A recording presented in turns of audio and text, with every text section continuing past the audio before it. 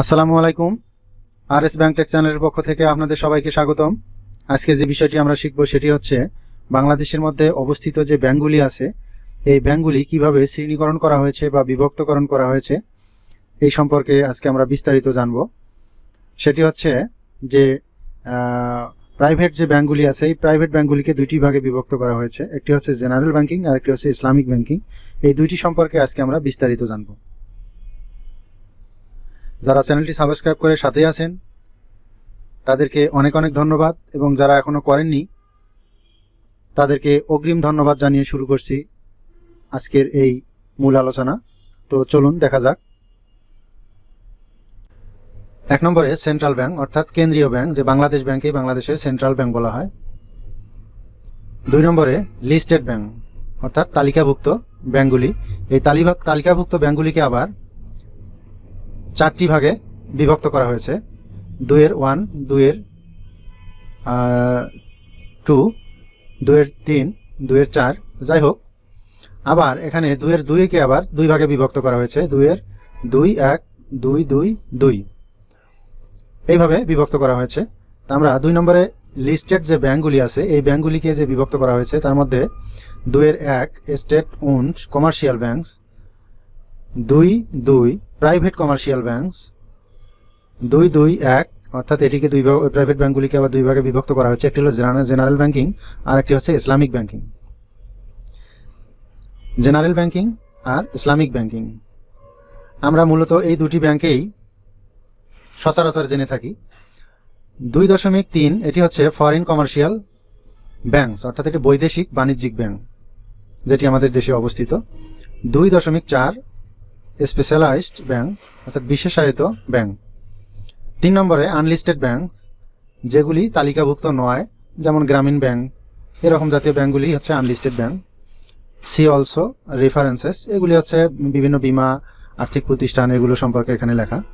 তো যাই হোক, আপনারা এই বিষয়টি জানলেন। আমরা এখন দেখব যে জেনারেল ব্যাংকগুলির নাম বা প্রাইভেট কমার্শিয়াল ব্যাংকগুলির লিস্ট আমরা দেখব।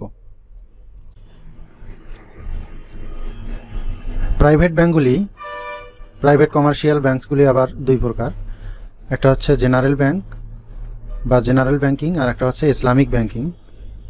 তো আমরা গত ভিডিওতে আমরা ইসলামিক ব্যাংকিংগুলো আমরা দেখেছি, যে কোন কোন ব্যাংকগুলা বা ব্যাংকের নামগুলো আমরা দেখেছি। তো আজকে আমরা দেখব যে প্রাইভেট কমার্শিয়াল ব্যাংক হচ্ছে মোট 43টি, বর্তমানে 43টি ব্যাংক আছে। তার মধ্যে আমরা 33টি ব্যাংক জেনারেলে পেয়ে যাব, আর ইসলামিক ব্যাংক হচ্ছে বর্তমানে 10টি, প্রস্তাবিত আছে কিছু। তো যাই হোক, আমরা স্ক্রল করে নিচে যাচ্ছি, এখানে দেখতে পাবো যে জেনারেল যে ব্যাংকগুলি আছে, এই যে দেখেন এখানে 33টি bank.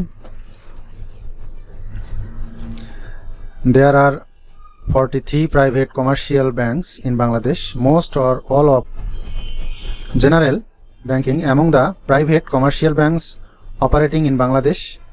33 banks conduct traditional or general banking activities. আমরা নিচে যাচ্ছি, ধীরে ধীরে আপনারা দেখে নেবেন ব্যাংকগুলির নাম। 33টি ব্যাংক জেনারেল ব্যাংকিং হিসেবে আমরা পেয়ে যাব। তার মধ্যে হচ্ছে Pubali Bank, Uttara Bank, A B Bank, IFIC Bank Limited, United Commercial Bank, এই ব্যাংকগুলি, City Bank, NCC Bank, Eastern Bank, Dutch Bangla bank,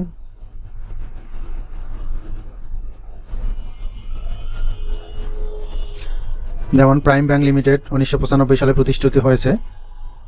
যখন এটি সাবমিট করা হয়েছে তখন এটি 146টি ব্রাঞ্চ ছিল। এখানে ঠিকানা কোথায়, এর হেড অফিসটি অবস্থিত, এই মূলত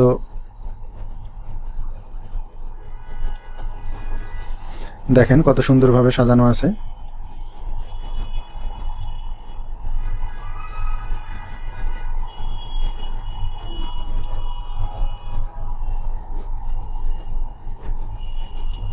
মোট হচ্ছে জেনারেল প্রাইভেট ব্যাংকগুলির মধ্যে মোট যে জেনারেল ব্যাংক আছে 33টি, তার মধ্যে আমরা 33টি অলরেডি দেখে ফেললাম।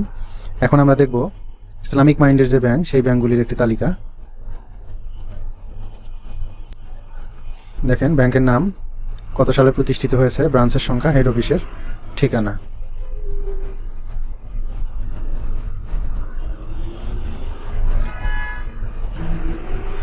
তো আজকে এই পর্যন্তই। যদি ভিডিওটি ভালো লাগে অবশ্যই সাবস্ক্রাইব করবেন, লাইক কমেন্ট শেয়ার করবেন এবং পরবর্তী ভিডিওগুলো পেতে অবশ্যই সাবস্ক্রাইব করবেন। দেখা হবে অন্য কোনো দিন অন্য কোনো বিষয় নিয়ে। আজকের মতো এখানেই শেষ করছি।